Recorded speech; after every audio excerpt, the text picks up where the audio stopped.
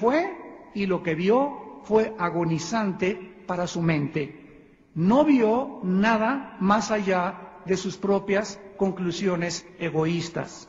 No oyó ninguna voz que le pudiera aconsejarle acerca de la vida y de la realidad del universo. No vio ninguna luz al final de su túnel y experimentó una soledad y una angustia tan profundas en su existencia que le llevaron a terminar totalmente en la insanidad mental. Antes de morir, había un letrero en la casa de Nietzsche que decía: Dios está muerto.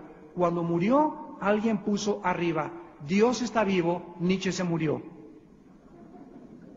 La Biblia, damas y caballeros, nos muestra claramente que no somos dioses, que hemos sido creados a la imagen y semejanza de un creador y que las respuestas de nuestro origen y del universo jamás las vamos a encontrar científicamente, porque para que algo sea científico tiene que ser repetitivo. Entonces el hombre jamás, nunca a través de la ciencia va a descubrir cómo fue el origen de la vida ni cómo se originó el universo.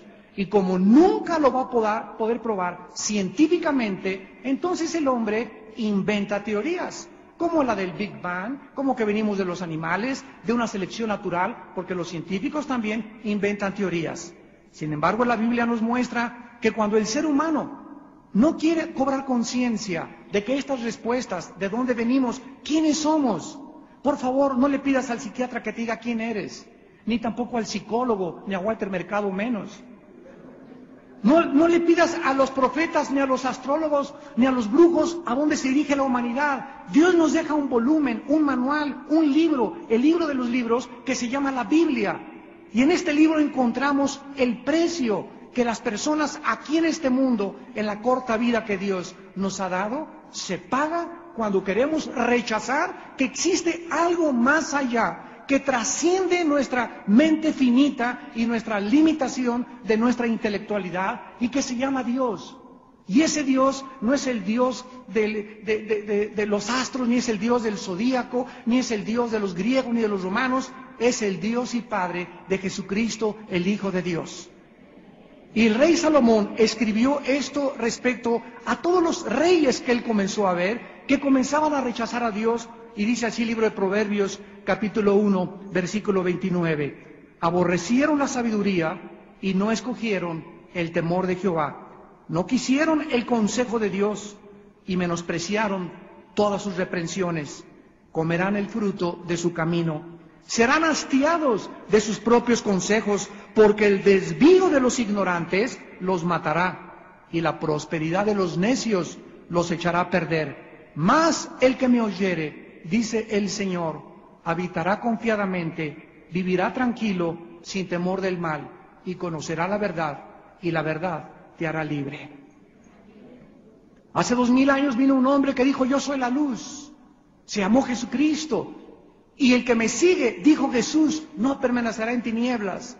Yo cuando antes de ser cristiano comencé a buscar también, yo era marxista.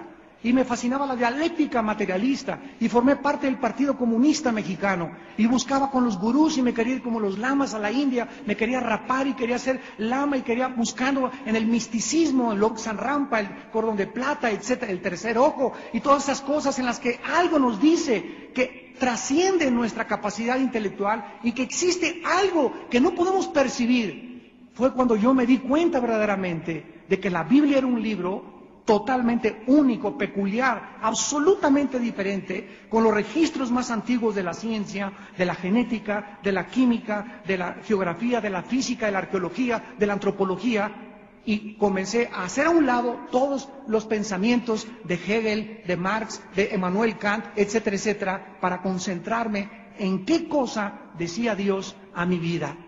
Y esta es la razón por la cual todos nosotros debemos, antes de poder continuar viviendo, hacerle caso a Dios. ¿Qué cosa es el ateísmo? La palabra ateo viene del prefijo a, que significa sin, y teos, que significa Dios. Ateo significa sin Dios. La mayor parte de los ateos se han convertido a esta filosofía al entrar a la secundaria o a la preparatoria. ¿Por qué? Porque sus maestros les enseñaron que es interesante y que es de mucha intelectualidad negar a Dios, y que el cristianismo y la ciencia se contradicen.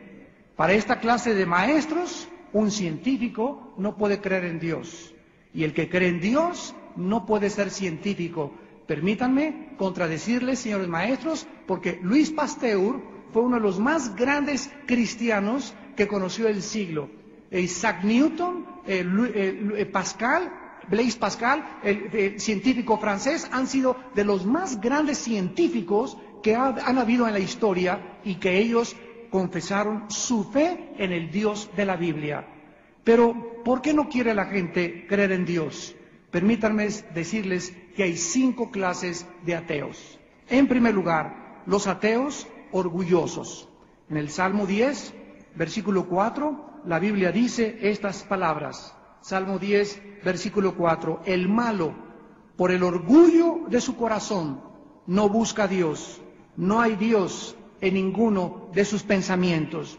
Estas personas soberbias generalmente se endiosan a sí mismas, prefieren no creer en Dios porque saben que su conducta no armoniza con la santidad y la justicia divina. En otras palabras, hay muchos ateos que son ateos no por falta de evidencias, porque las evidencias sobran, sino porque no les conviene creer en Dios. El otro día conocí a una muchacha, ¿verdad?, que era homosexual, y comenzó ahí en el aeropuerto. Yo iba con mi hijo a hablarme de que ella era atea, comenzamos a entablar una conversación, y después supe, ¿verdad?, que esta muchacha pues le gustaban las mujeres. Entonces le dije, mira, tu problema por el cual ni siquiera quieres oír de Dios, y 3 veces me cayó, le dije, tienes un problema moral.